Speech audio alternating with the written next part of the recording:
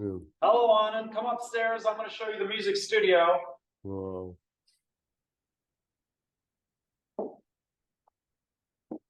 All right. On up. Yeah. And there we go. There we have a double glazed window to a view of the Swan River, West Australia's Swan River. And yeah, so there we are. Wow. Hope you enjoyed the tour. Yeah.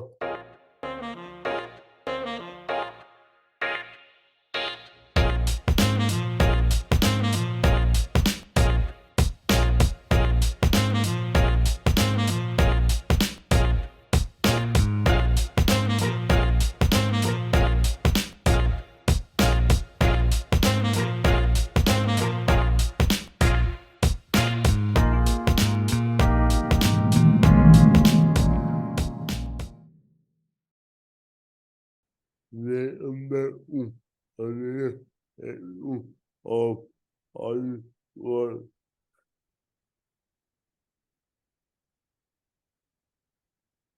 Today, I have the pleasure of introducing my technically unlimited to our audience.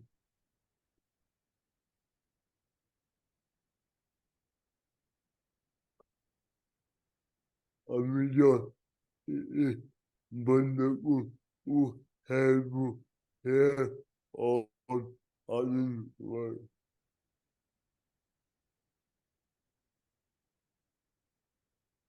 It's a pleasure to be here, Anand.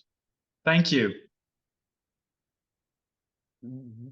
We had a great let you visit our house a few months ago.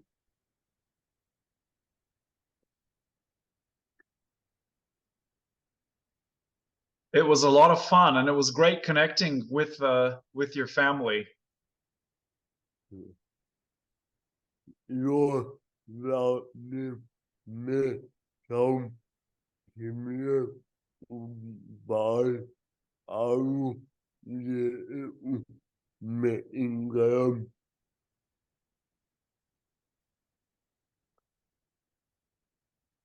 Yes, that's right. Meshkin Galam was my great-great-grandfather.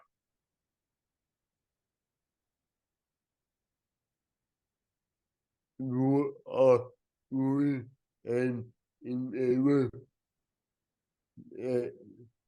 and multiplication in your being in the songwriter producer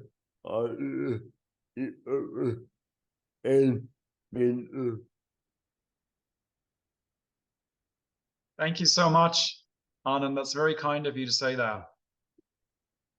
How do you balance your daily growth and responsibility?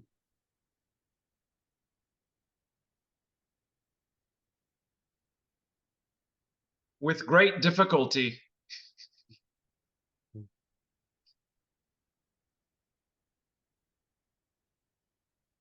Can you let them be each other?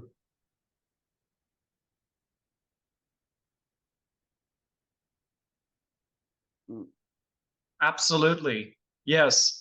So you mean with architecture and music and visual arts in general? Yeah. You know, I think we can see the various art forms as manifestations of the same creative phenomenon. And it doesn't matter if it's architecture or painting or singing, songwriting, producing.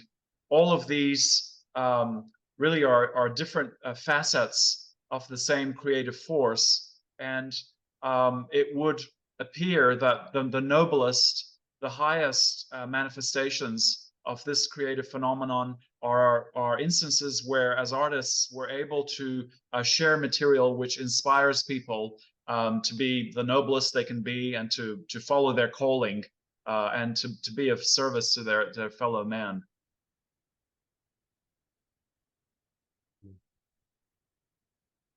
But in your favorite and life.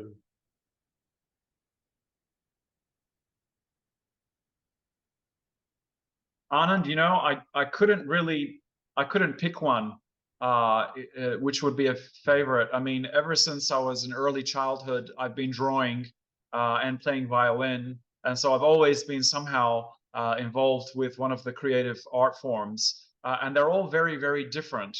You know, obviously, with design and architecture. Architecture is a very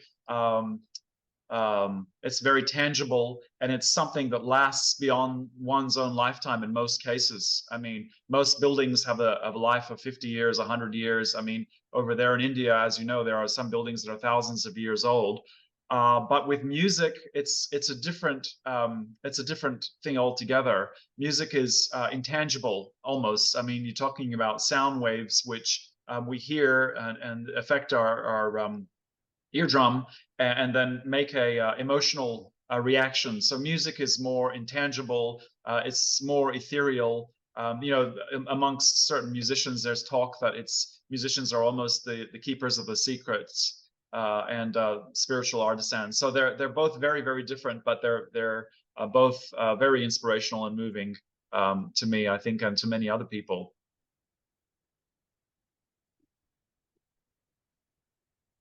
What are the plans for you are waiting on?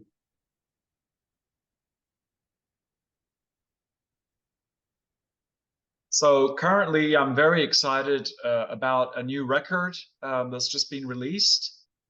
Speaking of Meshkin Galam that you mentioned earlier, it's actually it's a soundtrack to a documentary about the life and art of Meshkin Galam.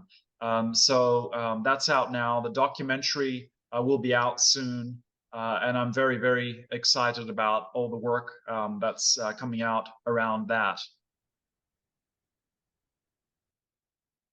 Would you be more about idea? No, and what it means to you?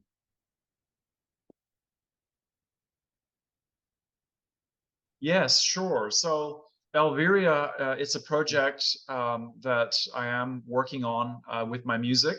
ELViRiA, well, the name ELViRiA is actually a composite word, which is inspired by ancient Western and Eastern notions of heaven. So it's that euphoric kind of magical place that we go to, where we're selfless and we're at one with everything, with everyone around us and the universe. And it comes from the words Elysium and Nirvana and Samsara. So, of course, Elysium was the ancient Roman name for paradise, and Nirvana is a Buddhist term, and Samsara, which you're familiar with, is a Hindu Sanskrit term for the life cycle. So it's kind of bringing the East and West together, and the music is very much like that as well. So the ELViRiA project it's really about bringing people together, and there's I can tell you lots more about that. Anything you want to know.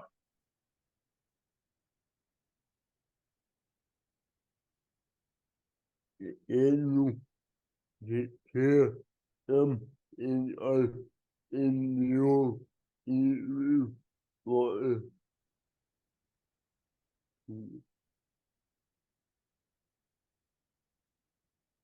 Sure, sure, Anand. So the creative process with the music, where could I start? I think really it starts from a philosophical point of view.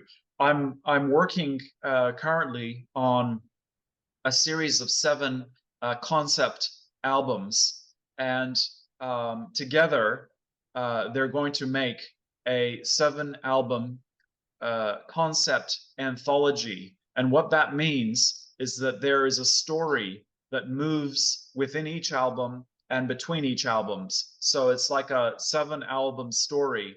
And really, it's the story of our collective journey as a group, as humanity, towards unconditional love, towards world peace, towards I suppose you could call it self-actualization. So that's what that whole project is about. And currently, the first album is out. It's called The City of Search, and I have another 6 that are coming out. I've got 2 of them ready to go, and I will be stage releasing them, moving through the next year and so forth. I didn't actually answer your question though. The creative process. So that's the philosophy, and then the actual coming about of the songs. Well, I would say the first thing that comes to me when I'm writing a song is the melody, and the melody will either come in a dream or in an everyday kind of situation where I'm in a de-excited state, when I'm very relaxed. I'm typically doing something very different that's mechanical, maybe exercising, walking next to the river, something like that. And the melody will suddenly come. It usually comes to me together with the rhythm. So the kind of bones of the song will be there. I'll hear a melody. It'll either be an orchestral riff or a vocal a melody, which will come to mind. And once I've got that down and the tempo of the song and the basic kind of drum beat, from there, then I will start putting down some lyrics. And the lyrics will tie the song to the overall philosophy which I spoke about. Not every melody will work for every album or every song. So what happens is I usually keep a large catalog. I'll have hundreds of these little melodies stored away. And when I'm ready to write a song about a particular subject matter, which will come out of what I mentioned, the concept album anthology, I'll be working on this song next, say, and I'll be like, this song is expressing this. What are the emotions it's expressing? What's the story that it's really telling? And I'll go through my catalog and find the appropriate melody for that. And I'll have a few options usually, and I'll try them out. And very quickly, it'll become clear what the right melody and feel is for that subject matter. So it's kind of mind and heart together, working together. And then after that, the next step is, that's the easy part. The difficult part is what happens next, which is usually bringing together a very large group of musicians, hardworking, talented, musicians from anywhere in the world that are appropriate for the song. And there's usually about 25 musicians a song. So bringing all of them together and basically bringing out the best that they have to offer for the song, that's the next step. And there's a lot of recording that happens. And usually what happens is I'll get an artist in the studio and I'll allow them to run a number of different versions of what they feel the song should be with their instrument. I mean, obviously the melody and the rhythm and the chord structure and certain things are set, but after that is there, I invite them to add and contribute to the song. And then afterwards, I'll sit down usually with a sound engineer, and we'll go through. And as a producer, I'll make a call about what I believe works best for the song. And once that's kind of edited and put in, then invite the musician that contributed back in to review and hear what they have to say. And if they're happy with it, then we go ahead. So that's the working process.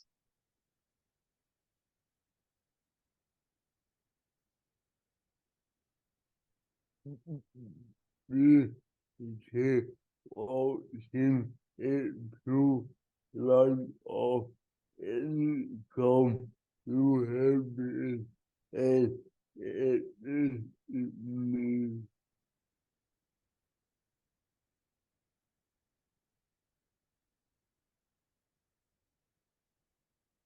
Yeah. Well, Anand, usually I wouldn't do an impromptu vocal performance because I feel like the backing instruments in the song really add so much to it, because many of my songs have orchestral riffs and brass and so on. So I wouldn't do an impromptu, but what I can do is, let me just think if I can think of a certain lyric. Why don't we start with the album that's out now, which is the Meshkin Galam album, and the chorus of the song, of the title track of the title track to the album, which is called Meshkin Galam, is "Naught else am I but glory's slave, Meshkin Galam." And this is inspired by something, because of course he was a famous artist and a famous calligrapher. He was the leading calligrapher of the Persian Empire. And he used to execute these very large works and small ones in a variety of different formats. He could do it with his fingernail dipped in ink, or he could even do it with a large well, it's almost like a large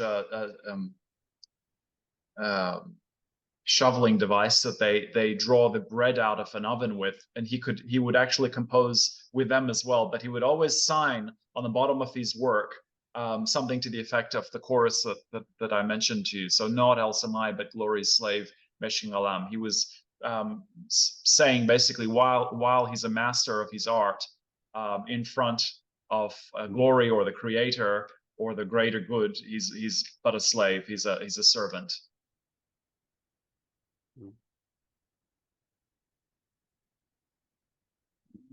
Then you and you beyond how to name the in your mind.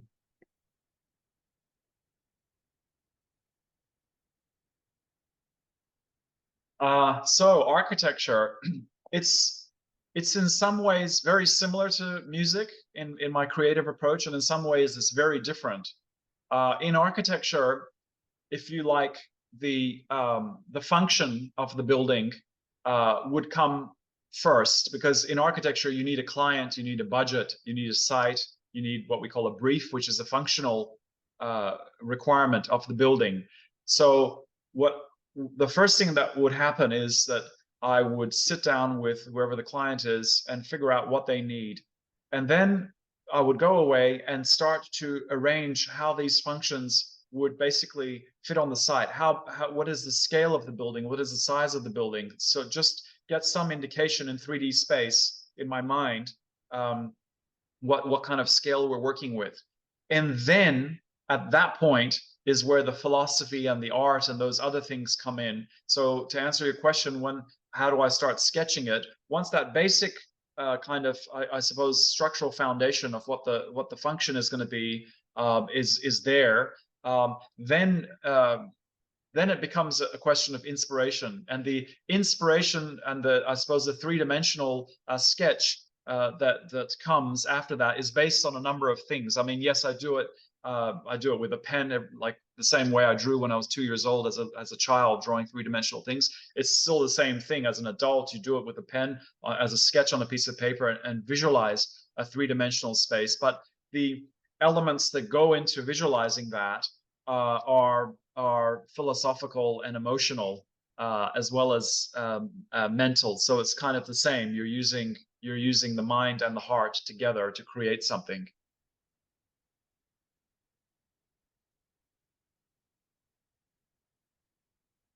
In you on a word of your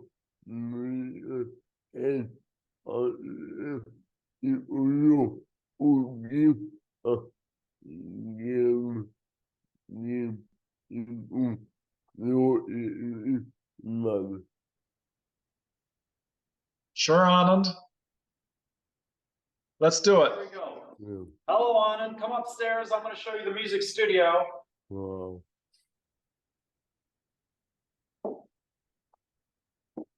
All right. Yeah. On up. Yeah. Here we go. So this is where the Wow. this is where the mixing happens. This is where we achieve a perfect mix for the sound for the songs.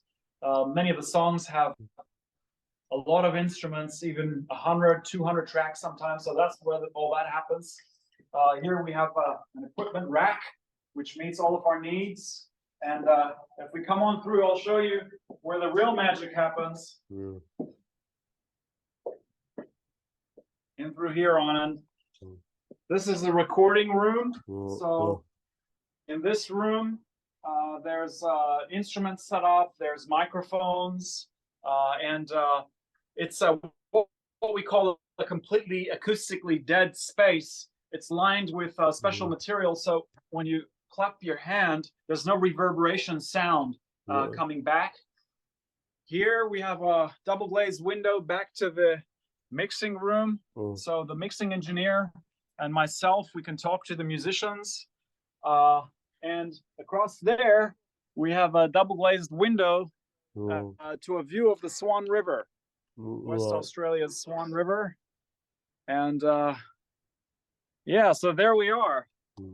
Hope you enjoyed the tour. Yeah, on road,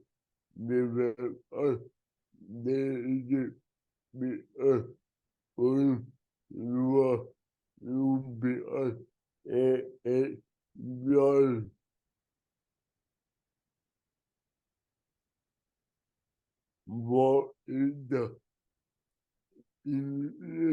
or in volume the